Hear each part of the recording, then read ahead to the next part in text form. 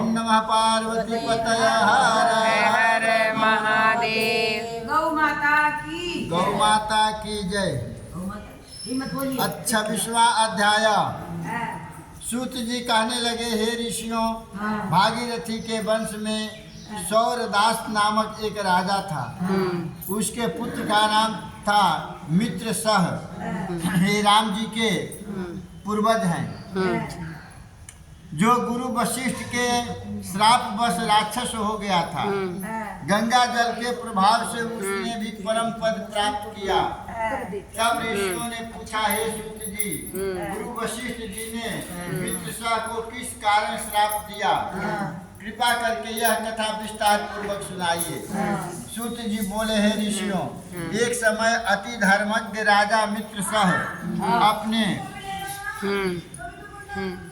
कुछ साथियों सहित शिकार खेलने के लिए वन में गया, जहाँ पर उसने अनेक मृगों का शिकार किया। फिर भूख और प्यास से दुखी होकर नदी के तट पर आया। राजा रात्रि भर वहाँ पर रहा और प्रातः काल होते ही शिकार की खोज में पुनः चल पड़ा। कुछ दूर जाकर राजा ने देखा कि पर्वत की कंदरा गुफा में एक व्याघ्र और व्याघ्री मैथुन कर रहे हैं। राजा ने उनको देखते ही धनुष पर बाण चढ़ाकर उन पर छोड़ दिया। व्याघ्री बाण लगते ही तत्काल वहीं पर गिर पड़ी और थोड़ी ही देर में उसने प्राण त्याग दिए। तब व्याघ्र राक्षस रूप धारण कर अत्यंत क्रोध पूर्वक बोला, हे राजन, तुमने मेरे साथ घोर अन्याय किया है, अतएव इसका बदला अवश्य लूंगा। इतना कहकर राक्षस दुखित होता हुआ वहां से चला गया। तत्पश्चात राजा ने नगर में आकर अपने मंत्रियों से संपूर्ण वृतांत कहा। फिर कुछ समय बीतने पर राजा ने मुनियों को बुलाकर अश्वमेध यज्ञ किया और गुरु वशिष्ठ ने ब्रह्मा आदि देवताओं को विधि पूर्वक हवि देकर यह समाप्त किया। तत्पश्चात स्नान करने के लिए नदी के तट पर चले गए। इतने में वही राक्षस जिसकी स्त्री व्याघ्री जो थी, वो राजा ने वन में मार दिया था, बदला लेने के लिए यज्ञ स्थल पर आया और गुरु वशिष्ठ को वहां पर न देखकर उन्हीं का रूप धारण कर राजा से कहने लगा, राजन, हम मांस खाएंगे, अतः हमारे लिए मांस बनाओ, हम स्नान करके अभी आते हैं। इतना कहकर वह वहां से चला गया।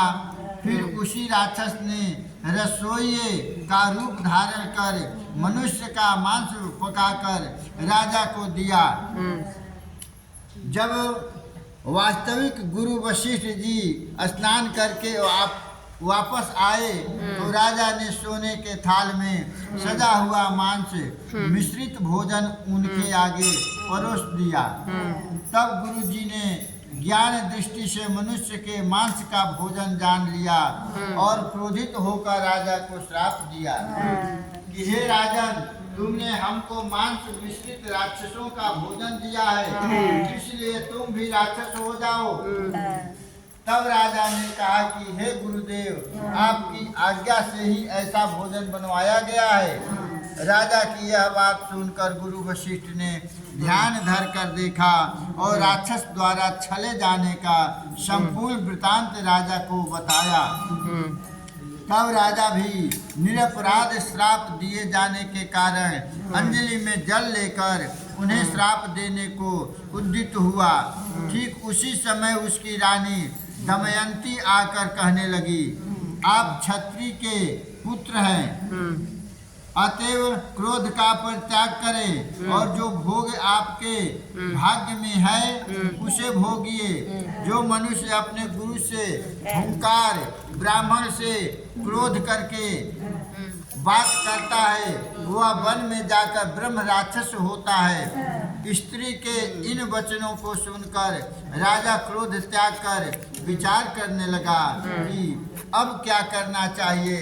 फिर राजा ने अंजलि के जल को ज्यों ही अपने पैरों पर डाला त्यों ही उसके पैर काले पड़ गए।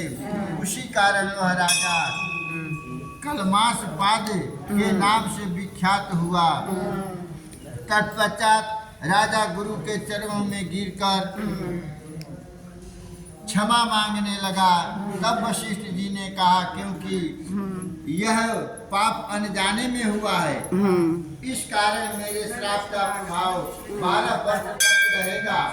इसके पश्चात तुम अपने वास्तविक स्वरूप में आ जाओगे और अनेक वर्ष तक राज्य का उपभोग कर गंगा जल के प्रभाव से ज्ञान प्राप्त करोगे। फिर भगवान विष्णु की सेवा करते हुए अंत काल में परम शांति को प्राप्त होगे।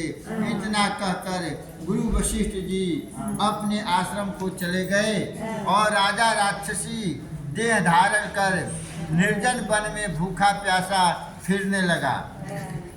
फिर अनेक कष्ट सहता हुआ नर्मदा नदी के तट पर आया और वहाँ भी पशु पक्षी मनुष्य तथा सर्प आदि खाकर विचरण करने लगा। संयोग बस घूमते हुए एक दिन उसने नर्मदा नदी के तट पर एक मुनि को अपनी स्त्री से रमण करते हुए देखा।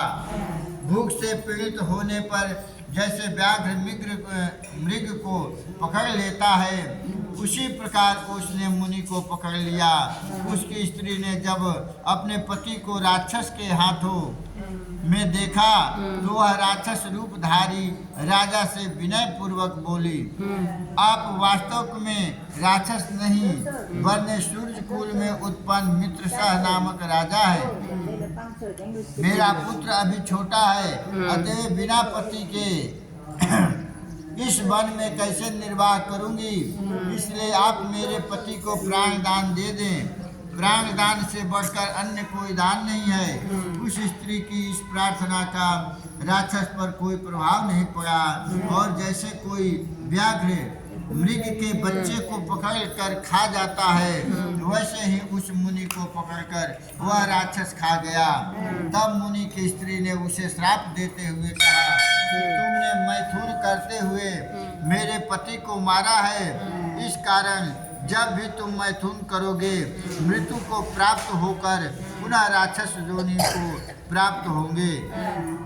यह दो श्राप एक साथ सुनकर राक्षस देहधारी राजा भी क्रोधित होकर बोला कि हे दुष्टे, एक अपराध के बदले में तुमने 2 श्राप दिए हैं, इसलिए तुम भी पिशाचिनी बनकर इस वन में फिरोगी। इसके पश्चात वह स्त्री पिशाचिनी हो गई और भूख प्यास से व्याकुल होकर उसी वन में इधर उधर फिरने लगी। इति 26वां अध्याय समाप्त। बोलो वृंदावन बिहारी लाल की जय।